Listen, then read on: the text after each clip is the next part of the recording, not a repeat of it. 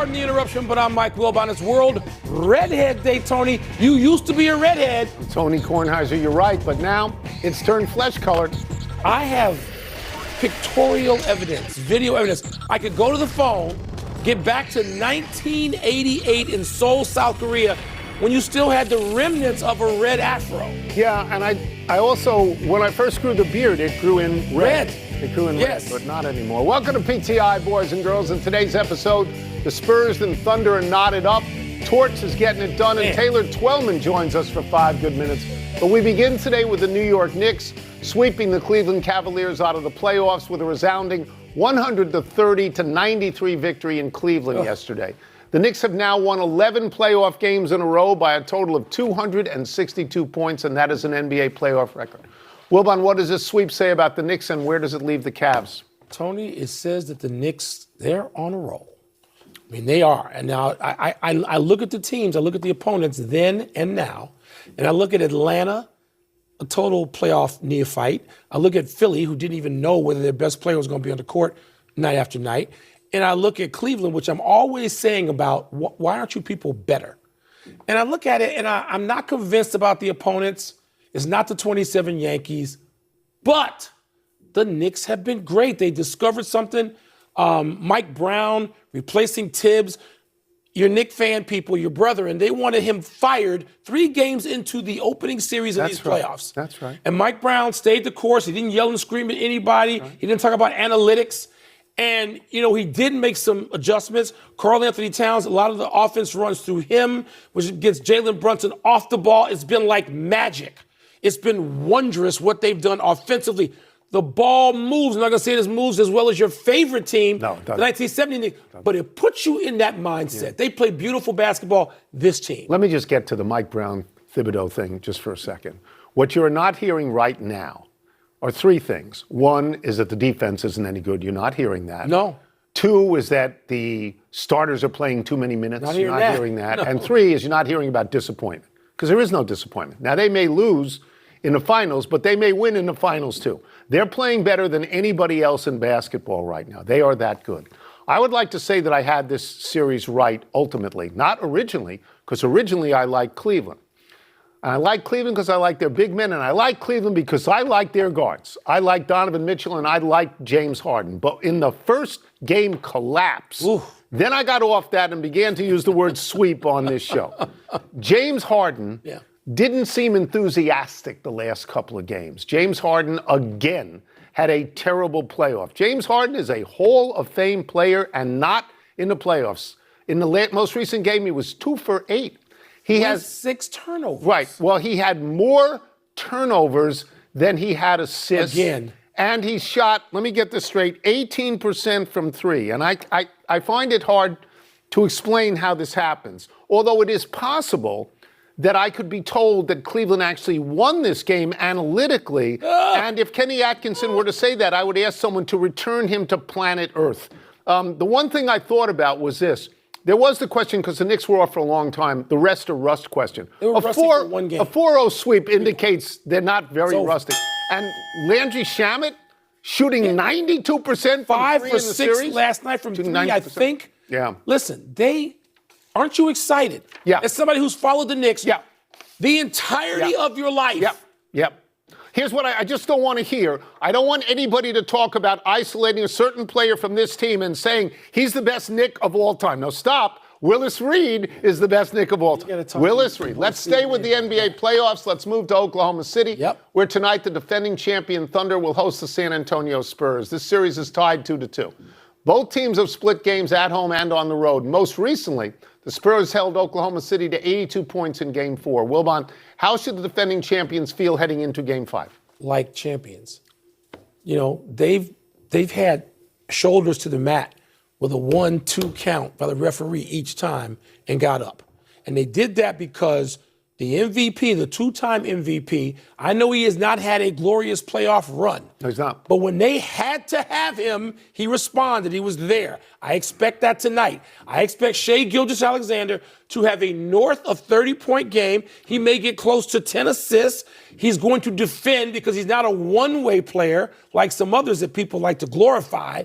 So I expect that from Shai Gilgeous-Alexander. I'm not saying that OKC's definitely going to win this game, although I think I would give them a 5.1% chance to, 5.1 on the 10 scale. But you think they're going to win? I think they're going to win, but this is an epic series. And San Antonio is up to the challenge. They got Dylan Harper back, and now with a game under his belt after, missing a bit, he looks ready to go. This series is epic, Tone. It is. I want to concentrate on the 82 points for a second. That's the lowest amount of points that Oklahoma City has scored in any game, playoff or regular season, since April of 2022. That's 4+ years. Yeah. 82 points is a joke. Okay, you got to score more than they do. The bench on that team the game before scored 76 points. The whole team in this one got 82 points. The Knicks could have a good half, and they could get 82 points. Sure. Now, you talk about Shai Gilgeous-Alexander. He's the MVP. And you say he's been there when they needed him. Well, if you look at the numbers in this series, he's down 6.3 points a game. He's down 16.1% from the field, 11.9% from three, and he's overall minus in the series. So they need him. Yeah. You know where I am on the series. You know that I thought and think that San Antonio is going to win this series. I'm not going to demean Oklahoma City in any way. They're champions. They're a very worthy team. If Oklahoma City were to lose this would be an upset, and we both agree with that. And I do think they're going to win this game. But I want to say this. They're not playing a team that's afraid of them. No, they're not. Victor Wembanyama has publicly talked about winning 6 games. So he's talking about a championship here. Yeah. That's what he's talking about. None of them are afraid. They follow his lead. Yeah. But we've seen Oklahoma City close the door on people. They're really good. Right? And so tonight, again, people in Cleveland particularly, got upset, apparently, when I said this was the junior varsity series. This series is the undercard, that series, New York, Cleveland, compared to Oklahoma City, San Antonio. It is just that. It was the JV. The Knicks may beat the winner because they are having an Ali Frazier that somebody's going to have to go to the hospital when this thing is over. But wow, to watch it. To watch tonight, must see game. And now to the Stanley Cup playoffs. In the East, the Hurricanes have bounced back from their Game 1 loss to beat the Canadiens twice in overtime. And in the West, the Golden Knights can pull off an improbable sweep of the Avalanche tonight. Tone, which series in this case is the headliner to you? The headliner to me is Vegas right now, what Vegas is doing. I think most people look at the NHL all season long and thought the teams in the West were the best teams. And Colorado was decisively the best team. Colorado won the President's Trophy, right? They were clear of Carolina, which was the next best team, by 8 points. Their goal differential was plus 99. The next best team, they were clear by 40 goals over Tampa Bay at that point. So they appeared to be a juggernaut as I checked my notes. They went through the first 2 rounds of the playoffs, 8-1, right? And now what are they facing? Now you look at this and say, how is this possible? Now they've had injuries. Cale McCarr missed 2 games. McKinnon is hurt. McKinnon's a big deal. Yeah, I understand. These are 2 of the 10 best players in all of hockey. But as I look at this, Colorado blew a 3-0 lead in the last game. They blew a 1-0 lead in the second game. My only rational definition here is the Torts effect. John Tortorella was brought in. 14-5. He was brought in when with 8 games to go, and I believe that Vegas had lost 6 of 7. Since he got there, they're 18-4-1, and now they look like they're in a class by themselves. They do, but this Montreal series, Tone, has a fascination all its own. First of all, you lose back-to-back games in overtime like that, and it was great listening to the great one, Wayne Gretzky, last night, talk about what it was like to lose overtime games in 1993. His Kings team beat Montreal in Montreal and then lost in overtime. And Gretzky said it was just demoralizing. You became dispirited. You just got beaten down. You got ground down, and they lost that series. And Montreal, Montreal has a goal disallowed relatively late last night, and it's the right call on the offsides. They had to go to video review, but Montreal had that goal disallowed. They lose that game, and now you wonder about their spirit in this series. Do you know how many shots on goal Montreal has had? Yeah, like none. 25 in 2 games. Not just 2 games, 2 overtime games. 25 total. And they still should have won last night. But Carolina is smothering them. Let's take a break. Coming up, the United States Soccer names its World Cup squad. We will ask Taylor Twellman to break down its strengths and weaknesses. We'll also ask him what Lionel Messi's injury could mean for his World Cup prospects. Between us, we know nothing about soccer. Well, you know a little. Just lately. Don't you like Arsenal or something like that? I've become, no. Who do you like? I'm gonna let you guess a couple of teams. Manchester City? No, Manchester. I can't. It's too long to get to Manchester. I got to stop in London. There's 6 Premier League teams, I believe, in London. And so you just stop there? Stop in London. The U.S. men officially announced their World Cup roster today. Here to break it down is one of our favorite guests, our friend, the lead analyst for the MLS on Apple TV, Mr. Taylor Twellman. Let us start with this, the overall view. How do you see this roster in terms of strengths and weaknesses? Tony, let's start with the strengths. The fact that the golden generation of player that I've deemed them for many, many years to this point will now be playing in their 2nd World Cup. For record's sake, this is the most players the United States men have had since 1994 playing in a World Cup, 4 years later returning to play in their 2nd World Cup. If I'm not mistaken, that's 13 players. So when you talk about Tyler Adams, Weston McKennie, Christian Pulisic, that's a strength. The strength also can be in the fact that they named 10 defenders. We'll get into that in a moment. But I look at that also as a weakness, and here's why. If you're naming 10 defenders, 7 of those 10 can ultimately play center back in a 3-back system, which is what Pochettino more than likely is going to do. Now you're making a statement to the public. You're making a statement to your players that we're going to be a little safe. I think the biggest weakness of this roster is in the midfield. If Tyler Adams gets yellow card accumulation or gets injured, they do not have a like-for-like replacement in this, and you handcuff yourself with naming a roster that's thin in the midfield. That, in my opinion, is the biggest weakness. All right, that leads to a natural follow-up then, Taylor. If there's one player omission that caught you maybe a little by surprise, it would be whom? Michael, it would be Diego Luna. In full transparency, since November of last year, I have said he's on the outside looking in. However, for the general public, Diego Luna has been the marketing machine for U.S. soccer. He's been in every commercial. He's been in every advertisement. The fact that they had the kit, the jersey reveal, he was in that. So for the last 16 months, when you talked about the United States men's national team, you talked about Pulisic, Adams, McKennie, and then you talked about Diego Luna. So I think the general public will be surprised that the Real Salt Lake midfielder is not in this roster.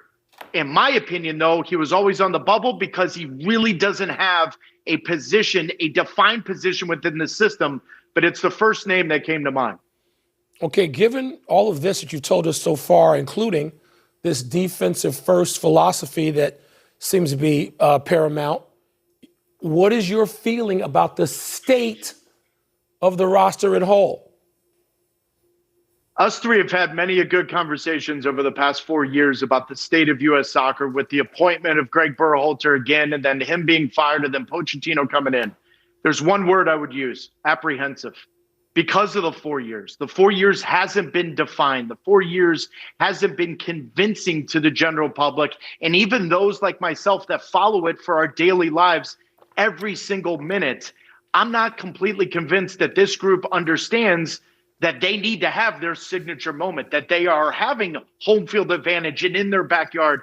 I'm apprehensive. However, you two know this better than anyone. The last 4 years means absolutely nothing if they win their group and go all the way to the quarterfinal. None of us are going to be talking about the Reina versus Berhalter, the fact that they fell flat in Copa America, all of that. We will talk about none of that if they get to the quarterfinal. But if they fail to get out of their group, that is going to be talked about for years to come, because you could argue that U.S. soccer hasn't properly prepared for this World Cup, and that's why there's extra pressure on them. We will get you out of here on this, and we will go wider. We will begin with Lionel Messi. You have been within 3 feet of Lionel Messi every single day for the last 2 years. He's your boy. We understand that. He left Sunday's game with what's being called muscle fatigue in his left hamstring. He's the most famous soccer player in the world and probably, well, maybe still the best. What do you think this means for World Cup, this injury? Tony, 10 minutes after that game ended, I was in Miami when they beat Philadelphia 6-4. I immediately put it out in the social media avenues. I wasn't worried whatsoever. Before the 2022 World Cup, 18 days before, he had an ankle injury.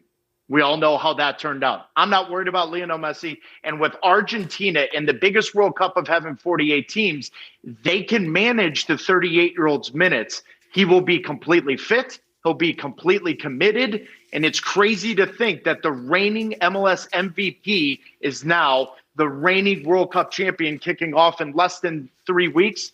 This is a big moment for Messi and his legacy. We are so happy to have great. you in the first Absolutely. of your 10,000 appearances with us.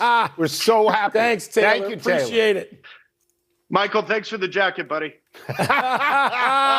Let's take one last break. Still to come, Wilbon's Cubs have lost 9 straight. What's up with that? You're hurting me. The Astros throw baseball's first no-hitter in almost 2 years, but should it even count? We love Taylor. He's Twelve. great. Yes. Great talking to him about this. Yes. He can break this down. I know nothing people, about soccer, and he when makes he's it done, irresistible. I feel like I know something. Makes it But irresistible. In fact, I know nothing. Aren't you ready to watch it now? Is it on now? No, aren't It's you in ready? like He's 2 getting months. you ready. Isn't it 2 months? 3 weeks. 3 weeks.